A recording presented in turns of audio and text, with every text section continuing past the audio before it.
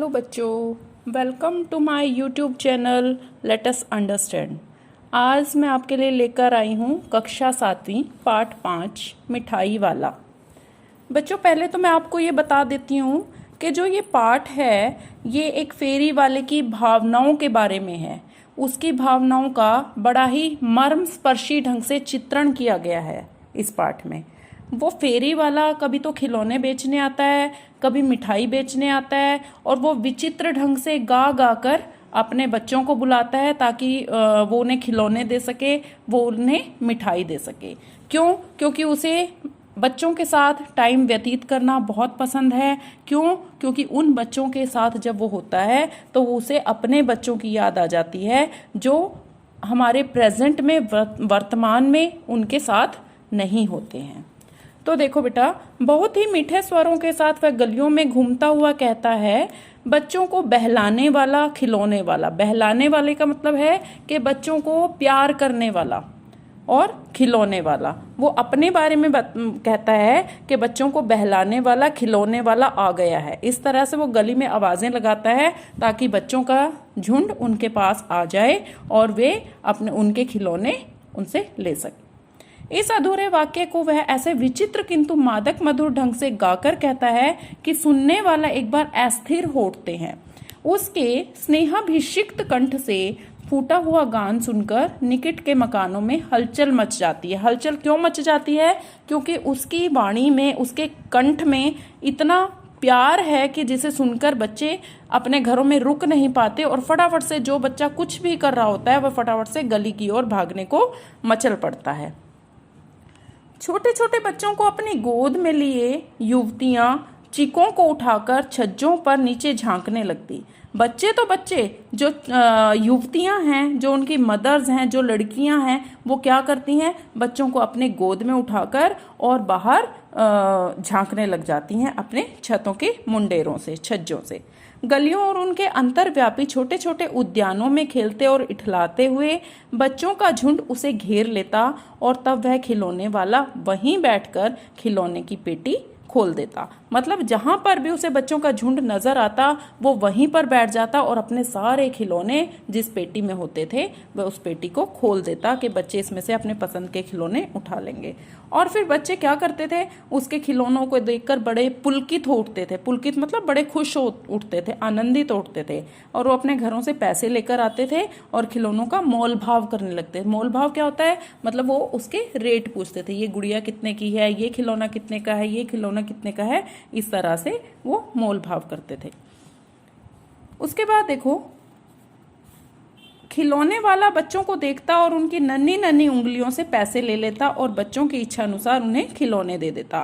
खिलौने लेकर फिर बच्चे उछलने कूदने लगते, और तब फिर खिलौने वाला उसी प्रकार गाकर कहता, बच्चों को बहलाने वाला खिलौने वाला। मतलब जैसे जैसे वो आगे आगे चलता जाता था फिर से बच्चों के लिए वही गीत गाता था ताकि और दूसरे एरिया के बच्चे भी वहां आए और उससे खिलौने ले लें।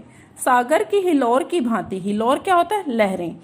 हिलोर की भांति उसका यह मादक गान गली भर के मकानों में इस ओर से उस ओर तक लहराता हुआ पहुंचता और खिलौने वाला आगे बढ़ जाता। राव विजय बहादुर के बच्चे भी एक दिन खिलौने लेकर घर आए। राव विजय बहादुर कौन है? जिनके बच्चों के बारे में वो अभी बात करने लगे हैं, जिनके बच्चों के बारे में अभी आपको पता चल जाएगा कि वो कौन थे। वे दो बच्चे थे, चुन्नू और मुन्नू। चुन्नू जब खिलौने ले आया तो बोला, मैला गोला कैचा छुंदल ए।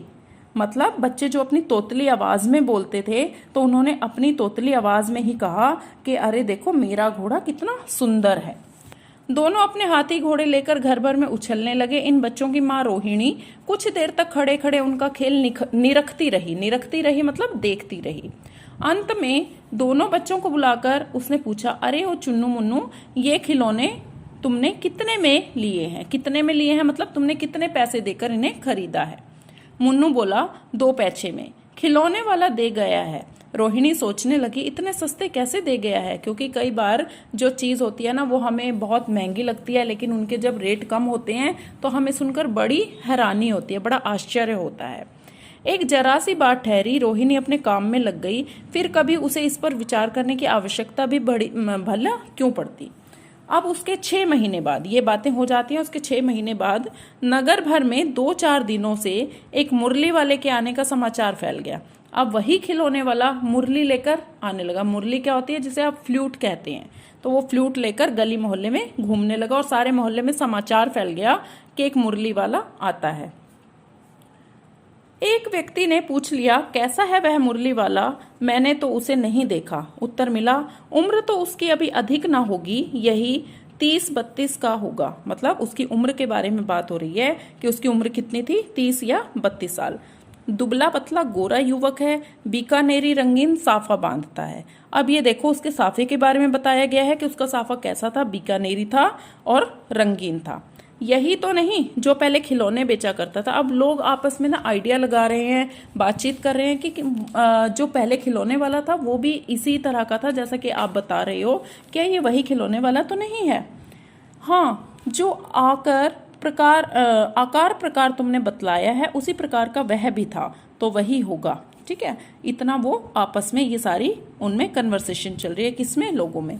प्रतिदिन इसी प्रकार उस मुरली वाले की चर्चा होती। प्रतिदिन नगर की प्रत्येक गली में उसका मादक मृदुल स्वर सुनाई पड़ता। बच्चों को बहलाने वाला मुरलिया वाला। रोहिणी ने भी मुरली वाले का वह स्वर सुना। तुरंत ही उसे खिलौने वाले का स्मरण हो आया। उसने मन ही मन कहा, खिलौने वाला भी इसी तरह से गा गा कर खिलौने बेचा करता था। मतलब अब उसे भी याद आ गया कि जो खिलौने वाला आता था वो भी इसी तरह से मधुर स्वर में गीत गाता था। रोहिणी उठकर अपने पति विजय बाबू के पास गई। अब रोहिणी का पति कौन था? विजय बाबू थे। जरा उस मुरली वाले को बुलाओ तो चुन्नू मुन्नू के लिए ले लूं, क्या पता ये फिर इधर आए ना आए, वे भी जान पड़ता है पार्क में खेलने निकल गए हैं। विजय बाबू एक समाचार पत्र पढ़ रहे थे। समाचार पत्र मतलब अखबार, न्यूज़पेपर। उसी तरह उसे लिए हुए वे दरवाजे पर आकर मुरली वाले से बोले, क्यों भाई, किस तरह देते हो मुरली? मतलब वो भी अब मोल भाव करने लगे कि मुरली के क्या दाम है। किसी की टोपी गली में गिर पड़ी, किसी का जूता पार्क में छूट गया। मतलब कहने का कि बच्चे इस तरह से भागे आ रहे थे कि उन्हें सुध ही नहीं थी कि उनकी क्या क्या चीजें कहाँ पर गिर रही हैं। और वो पूरा का पूरा बच्चों का झुंड जो पार्क में खेल रहा था वो क्या हुआ, उस मुरली वाले के पास पहुंच गया। मुरली वाला हर्ष गदगद हो उठा और बोला, सबको देंगे भैया। मतलब जैसे आप लोग देखते हैं कि गली में कोई आता है कुछ खरीदने वाला, उस पर भीड़ लग जाती है बच्चों की, तो वो कहता है कि बच्चों को ये हो जाता है पहले मैं ले लूं, पहले मैं ले लूं। तो वो मुरली वाला सबको कहने लगा कि ये मैं सबको दूंगा, आप चिंता मत करो। और क्या हुआ कि उसके बाद उसने, लेकिन जरा रुको ठहरो, एक एक को देने दो। मतलब उसने कहा भीड़ मत करो, एक एक को मैं अपने आप दे दूंगा, जल्दी, हम कहीं लौटे थोड़े ही जाएंगे, बेचने तो आए हैं। मतलब वो ये कहने लगा, अगर मैं तुम्हें सामान देने आया हूं तो देकर ही जाऊंगा, बिना दिए मैं नहीं जाऊंगा। विजय बाबू भीतर बाहर दोनों रूपों में मुस्कुरा दिए।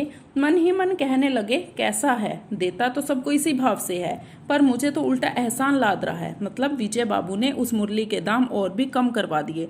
उन्होंने कहा कि ये मुरली तो महंगी है भाई, तो वैसे 3-3 पैसे के हिसाब से, पर आपको 2-2 पैसे में ही दे दूंगा। मतलब वैसे वो 3-3 पैसे के हिसाब से दे रहा था, लेकिन विजय बाबू को उसने कितने में दी, 2-2 पैसे में ही दे दी। देता तो सबको इसी भाव से है, पर मुझ पर उल्टा एहसान लाद रहा है। फिर बोले, तुम लोगों की झूठ बोलने की आदत होती है। मतलब अब वो कहने लगे कि तुम लोग ना इसी तरह से झूठ बोलते हो कि 3 पैसे में दूंगा, तो लेकिन चलो तुम्हें मैं 2 पैसे में दे दूंगा। तो वो कहता है, तुम तो इसी तरह से झूठ बोलते हो, देने में तो तुम 2 पैसे में भी दे देते हो, लेकिन तुम एहसान कर देते हो कि चलो वैसे तो मैं 3 में देता हूँ, लेकिन तुम्हें मैं 2 पैसे में दे दूंगा। मुरली वाला एकदम अप्रतिभ हो उठा, बोला, आपको क्या पता बाबूजी कि इनकी असली लागत क्या है? यह तो ग्राहकों का दस्तूर होता है कि दुकानदार चाहे हानि उठाकर चीज क्यों ना बेचे, पर ग्राहक यही समझता है कि दुकानदार मुझे लूट रहा है। मतलब वो ये कह रहा है कि जो ग्राहक होते हैं ना, उन्हें दुकानदारों पे बिल्कुल भी विश्वास नहीं होता। ग्राहकों को हमेशा यही लगता है कि ये दुकानदार मुझे लूट रहा है, मुझसे इस चीज के ज्यादा पैसे वसूल करके। विजय बाबू बोले, अच्छा मुझे ज्यादा वक्त नहीं है, जल्दी से 2-2 निकाल दो। मतलब वो उसको कहते हैं कि मुझे ज्यादा टाइम नहीं है, मेरे लिए 2 मुरलियां निकाल दो। 2 मुरलियां लेकर विजय बाबू फिर मकान के भीतर पहुंच गए। मुरली वाला देर तक उन बच्चों के झुंड में मुरलियां बेचता रहा। इसके पास कई रंग की मुरलियां थी। बच्चे जो रंग पसंद करते, मुरली वाला उसी रंग की मुरली निकाल देता। यह बड़ी अच्छी मुरली है, तुम यही ले लो बाबू। राजा बाबू तुम्हारे लायक तो बस यह है। हाँ भैया तुमको वही देंगे, ये लो। मतलब ये उनके बीच में ना कन्वर्सेशन चल रही है। जब बच्चे कहते हैं मुझे तो ये रंग पसंद है, मुझे इस रंग की दे दो, तो मुरली वाला भी कहता है ये लो, ये मैं तुम्हारे लिए लाया हूँ, मैंने तुम्हारे लिए ही पहले निकाल रखी है। मतलब वो बच्चों को अपने फेवर में लेने की कोशिश करता है। और इस तरह से मुरली वाला फिर आगे बढ़ गया। आज अपने मकान में बैठी हुई रोहिणी मुरली वाले की सारी बातें सुनती रही। आज भी उसने अनुभव किया कि बच्चों के साथ इतने प्यार से बात करने वाला फेरी वाला पहले कभी नहीं आया। फिर वह सौदा भी कैसा सस्ता बेचता है। मतलब अब उन्हें लगने लगा कि कितना सस्ता सौदा बेचता है यह मुरली वाला। भला आदमी जान पड़ता है। इसी समय मुरली वाले का क्षीण स्वर दूसरी निकट की गली से सुनाई पड़ा। बच्चों को बहलाने वाला मुरली वाला। मतलब गीत उसका वही था, मुरली वाले की जगह पहले खिलौने वाला बोलता था, लेकिन अब उसने मुरली वाला कहना शुरू कर दिया। क्यों? क्योंकि उसके पास बहुत सारी मुरलियां थी। 8 मास बाद, पहले 6 मास बाद की बात बता रहा था, अब 8 मास बाद के बात है। सर्दी के दिन थे। रोहिणी स्नान करके मकान की छत पर चढ़ी। आजानुलंबित केश राशि सुखा रही थी। मतलब वो अपने लंबे लंबे केश सुखा रही थी, बाल सुखा रही थी। इस समय नीचे की गली में सुनाई पड़ा बच्चों को बहलाने वाला मिठाई वाला। और इस बार वो मुरली वाला खिलौने वाला क्या बेच रहा था? मिठाई बेच रहा था। मिठाई वाले का स्वर उसके लिए परिचित था। झट से रोहिणी नीचे उतर आई। उस समय उसके पति मकान में नहीं थे। हाँ, उनकी वृद्धा दादी थी। वृद्धा क्या होती है? जो बूढ़ी होती हैं। रोहिणी उनके निकट आकर बोली, दादी चुन्नू मुन्नू के लिए मिठाई लेनी है, जरा कमरे में चलकर ठहराओ, मैं उधर कैसे आऊं, कोई आता ना हो। मतलब वो कहने लगी कि जो एक आदमियों का कमरा होता है, पहले लोग ऐसे करते थे कि जो आदमियों का कमरा होता था उसमें लेडीज कम ही जाती थी, तो उन्होंने कहा कि उस बाहर वाले कमरे में ठहराओ और मैं आ रही हूँ। जरा हटकर मैं भी चिक की ओट में बैठी रहूंगी। दादी उठकर कमरे में आकर बोली, ए मिठाई वाले इधर आना। मिठाई वाला निकट आ गया। बोला, कितनी मिठाई दे दूं? ये नए तरह की मिठाइयां हैं, रंग बिरंगी, कुछ कुछ खट्टी, कुछ कुछ मीठी, जायकेदार। बड़ी देर तक मतलब वो अपनी मिठाइयों की ना तारीफ करता रहा कि मेरी मिठाइयाँ ऐसी हैं, इससे खांसी दूर हो जाती है, इसमें बहुत सारे गुण हैं, ये खट्टी हैं, मीठी हैं, ठीक है। तो वो कहने लगा कि 1 पैसे की 16 देता हूँ। मतलब 1 पैसे की वो 16 गोलियां दे रहा था, मिठाई दे रहा था। दादी बोली, 16 तो बहुत कम होती हैं, भला 25 तो देते। मतलब दादी की डिमांड बढ़ गई और वो कहने लगी, मुझे 16 नहीं 25 चाहिए। मिठाई वाला, नहीं दादी अधिक नहीं दे सकता, इतना भी देता हूँ, यह अब मैं तुम्हें क्या खैर मैं अधिक ना दे सकूंगा। मतलब उसने डिनाई कर दिया कि मैं अधिक नहीं दे सकूंगा। रोहिणी दादी के पास ही थी। बोली, दादी फिर भी काफी सस्ता दे रहा है, 4 पैसे की ले लो, यह पैसे रहे। मिठाई वाला मिठाइयाँ गिनने लगा। तो 4 की दे दो। अच्छा 25 नहीं 20 ही दे दो। अरे हाँ, मैं बूढ़ी हुई, मोलभाव अब मुझे ज्यादा करना भी नहीं आता। कहते हुए दादी के पोपले मुंह से जरा सी मुस्कुराहट फूट निकली। पोपले मुंह से का मतलब ये होता है जब मुंह में दांत नहीं होते तो वो बड़ा काफी नरम सा मुंह हो जाता है, तो उसको पोपला मुंह बोलते हैं। दांत ना होने के कारण वो अंदर की तरफ घुस जाता है। तो इस तरह से रोहिणी ने दादी से कहा, दादी इससे पूछो तुम शहर में और कभी भी आए थे या पहली बार आए हो? मतलब वो उसके बारे में जानना चाह रहे थे कि तुम कहाँ रहते हो, क्या पहले भी यहाँ आए हो या इस पहली बार ही आए हो। इस तरह से रोहिणी चिक की आड़ से ही बोली, पहले ये मिठाई बेचते हुए आए थे या कोई और चीज लेकर भी? मतलब उसके मन में बहुत सारे सवाल थे जिनका वो जवाब लेना चाहती थी।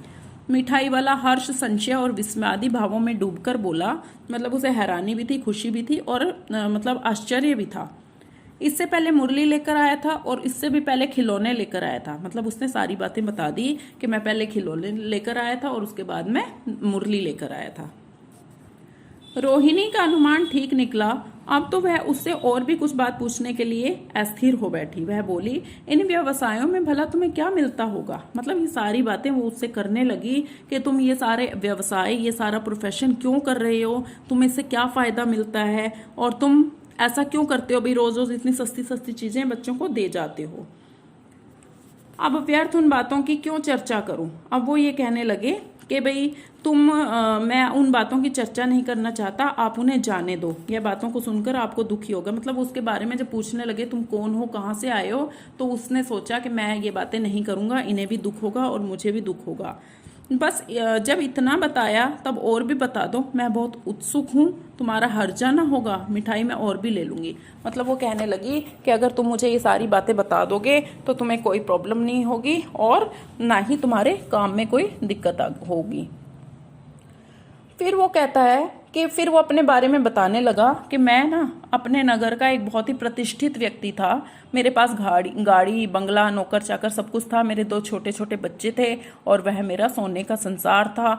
बाहर संपत्ति का वैभव था, भीतर सांसारिक सुख था। मतलब मेरे पास हर चीज थी, ठीक है। लेकिन विधाता की लीला देखो कि अब मेरे पास कोई भी नहीं है। दादी प्राण निकाले नहीं निकले, बस मैं ही बच गया हूँ। उसका कहने का मतलब ये था मैं ही बच गया हूँ, बाकी मेरे घर में मेरा कोई भी नहीं है। इसलिए अपने उन बच्चों की खोज में निकला हूँ। वे सब अंत में होंगे तो यही कहीं। मतलब वो कहता है कि इन बच्चों के बीच में मैं अपने बच्चे देखता हूँ, ढूंढता हूँ और मुझे लगता है कि वे मेरे बच्चे भी यहीं कहीं होंगे। इस तरह से वो अपनी सारी बातें, अपने जीवन के बारे में सारी चीजें बताता है। फिर रोहिणी ने मिठाई वाले की ओर देखा और उसकी आंखें आंसुओं से तर हैं। इसी समय चुन्नू मुन्नू आ गए, रोहिणी से लिपट कर उसका आंचल पकड़कर बोले, अम्मा मिठाई। मतलब बातें करते करते उनके बच्चे आ गए जो चुन्नू मुन्नू थे और उन्होंने मिठाई खाने की जिद की। रोहिणी ने भीतर से पैसे फेंक दिए। मिठाई वाले ने पेटी उठाई और कहा, अब इस बार ये पैसे ना लूंगा। दादी बोली, अरे अरे ना ना, अपने पैसे लिए जा भाई। तब तक आगे फिर सुनाई पड़ा उसी प्रकार मादक मृदुल स्वर में बच्चों को बहलाने वाला मिठाई वाला। तो बच्चों इस तरह से ये था आपका पाठ 5 मिठाई वाला, और जिसे लिखने वाले हैं भगवती प्रसाद वाजपेयी। जो इसके लेखक हैं वो, उनका नाम भगवती प्रसाद वाजपेयी है।